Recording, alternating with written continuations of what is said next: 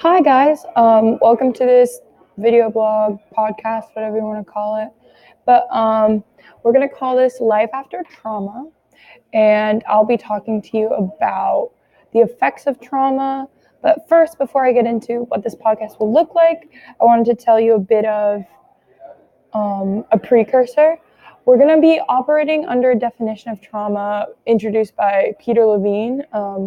He's a leading expert in this field, and I feel like his definition of trauma is the one I want to operate under.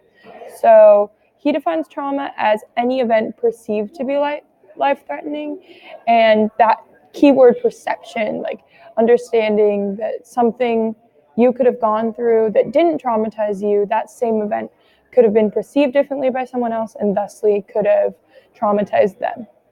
So that's what we'll be working with. The purpose of this vlog is just to kind of kickstart empathy in people, because a lot of the things people face after trauma are very scary. And I really believe that if you go on this journey with me and just begin to hear more and more about what people face when they go through events like this, that you'll start to have a heart for people that have been traumatized, and you'll be slower to judgment and quicker to empathy and grace. And that's my goal with this. I also just wanted to let you know that there are many effects and that this is by no means a comprehensive list, but still, I do believe it valuable to at least have an understanding, a brief, short, and introductory understanding of just how extensive the effects of trauma can be. Not just immediately after, but I think throughout life.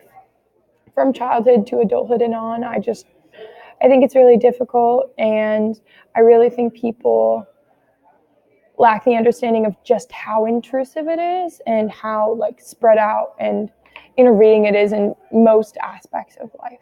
So I think it's important to start out also by saying that these effects of trauma, these impacts, these symptoms, some may say, they are people's survival strategies. They were taught that this is the way that they need to survive in order to not feel terrorized, in order to not relive their trauma, or in order to take control of how they were traumatized. And so as listeners, I want you to go into these descriptions of the effects of trauma with grace and understanding, knowing that people learn these and they likely don't understand just how impactful and deep-rooted these effects are. They just think it's how life is.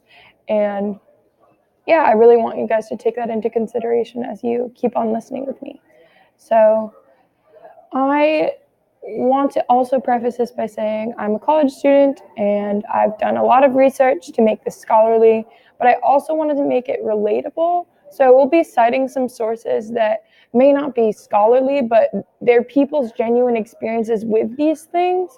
And those will be intermittent. It's not something I heavily rely on, but there is a connectedness between my scholarship and my citation, just because I'll cite a couple songs and documentaries of just people experiencing these painful things and their artistic representation of just, this is how it felt and this is how it makes me feel. And I think that's valuable information. I just wanted to give you a heads up that that's some of the citation I'll be using. So thanks for coming. I'm Mo, and this is Life After Trauma.